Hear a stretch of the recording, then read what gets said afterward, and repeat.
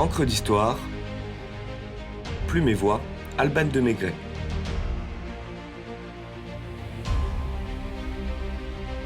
L'invention de la poudre à canon.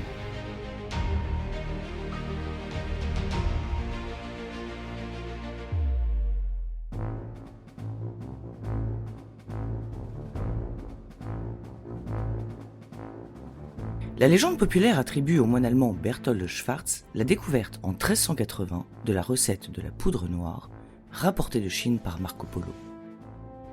Poudre aux yeux ou réalité ? Qu'importe si certains concèdent à d'autres ce privilège, puisque nous le savons bien, tout le monde ne peut se targuer d'avoir inventé la poudre, et comme le rappelle Racine dans Britannicus, il n'est point de secret que le temps ne révèle. La poudre noire ou poudre à canon est un mélange de salpêtre, soufre et charbon de bois que des alchimistes chinois auraient assemblé au début de l'ère chrétienne en cherchant à produire l'élixir de vie. Le huoyao, qui se traduit par drogue à feu, possède des vertus médicales contre certaines maladies. Des ouvrages du IXe siècle mentionnent ces ingrédients en précisant qu'une combustion violente survient dès qu'on y met feu. Les Chinois garnissaient de cette poudre des tubes de bambou et s'en servaient au cours des fêtes comme feu d'artifice ou, militairement, à partir du XIe siècle, comme un engin incendiaire.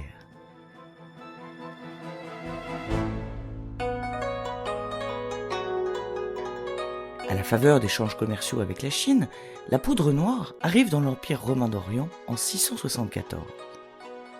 Alors que le calife Mouraïra de Damas tient le siège devant Constantinople, un certain Callinicus, traître syrien, propose à l'empereur de fabriquer un feu miraculeux dont il se prétend l'inventeur. Bien que malin, il n'a pas inventé la poudre. Ayant probablement constaté en Chine les propriétés combustibles du salpêtre, il fait entrer le feu grégeois dans l'Empire byzantin, qui en gardera jalousement le secret pendant 6 siècles. Seuls quelques ouvriers minutieusement choisis et étroitement surveillés connaissent la recette de cette arme stupéfiante, capable de brûler au contact de l'eau. Ce feu permet à la cité si convoitée de Constantinople de déjouer avec succès les fréquentes tentatives d'assaut maritime des Arabes et des barbares, qui chaque fois prennent la poudre d'escampette. L'empereur Constantin VII aurait dit à son fils Romain II au Xe siècle, je cite, « Tu dois par-dessus toute chose porter tes soins et ton attention sur le feu liquide qui se lance au moyen des tubes. Et si l'on ose te le demander, comme on l'a fait souvent à nous-mêmes, tu dois repousser et rejeter cette prière, que ce feu a été montré et révélé par un ange au saint et grand premier empereur Constantin. »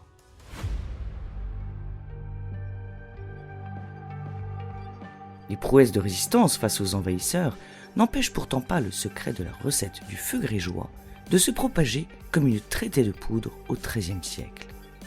Les Arabes la découvrent en Chine, pays avec lequel ils entretiennent des liens commerciaux, tandis que l'Europe occidentale la dérobe à l'occasion de la 4e croisade et du sac de Constantinople en 1204.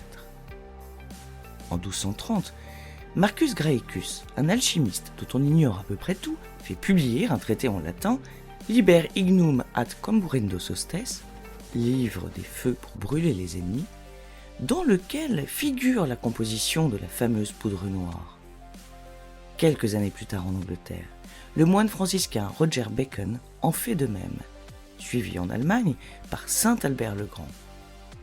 Ses écrits plus antérieurs discréditent donc Berthold Schwarz comme l'homme qui a inventé la poudre. Même si chacun croyant l'avoir inventée, n'a fait que retranscrire en l'améliorant plus ou moins une recette chinoise.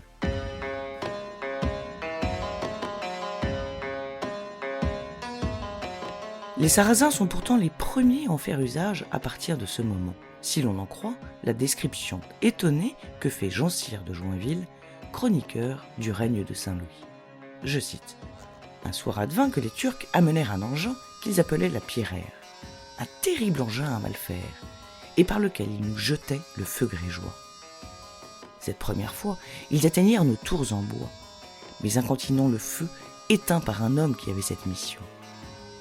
La manière du feu grégeois était telle qu'il venait devant nous aussi gros qu'un tonneau avec une queue d'une grande longueur.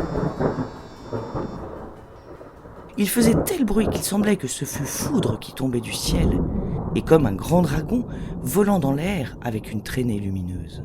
Joinville, d'ailleurs, est le premier à utiliser le mot artillerie, considérant probablement que la fabrication des machines de guerre recèle de l'art.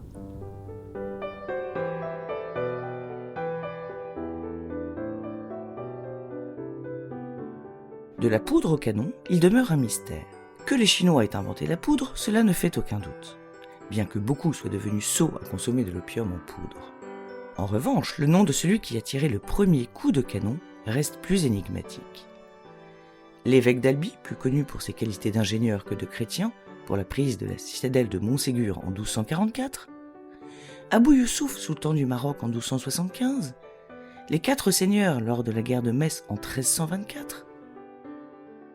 Il va de soi que la qualité et la composition de la poudre noire se perfectionnent avec le temps et que les poudreries se multiplient. Antoine de Lavoisier y contribue largement lorsqu'il occupe la direction de la Régie royale des poudres et salpêtre en 1775, avant le pauvre d'être décapité en pleine Révolution française. Paul Vieille crée plus tard un procédé de fabrication d'une poudre sans effet brisant utilisée dans les armes à feu, la fameuse poudre B qu'Alfred Nobel améliorera avec l'introduction de la glycérine. Poudre de joie et poudre de guerre, la poudre de noir ou poudre à canon passe pour être l'une des inventions les plus intelligentes si l'on en croit l'expression. Étonnant pour une fabrication meurtrière. Comme le disait le général de Gaulle, les armes ont torturé, mais aussi façonné le monde. Elles ont accompli le meilleur et le pire, enfanté l'infâme aussi bien que le plus grand, tour à tour rampé dans l'horreur ou rayonné dans la gloire. Honteuse et magnifique, leur histoire est celle des hommes. Feu. Fin de ce podcast.